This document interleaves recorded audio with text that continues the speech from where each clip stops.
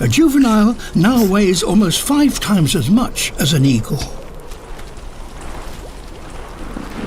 They barely flinch under attack. But it's dangerous for a chamois to stray close to a cliff edge.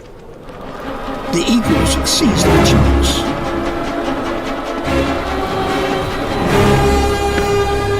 Got it.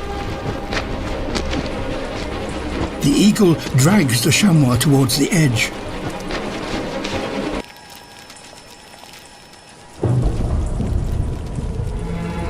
A kill this size will feed a pair for days.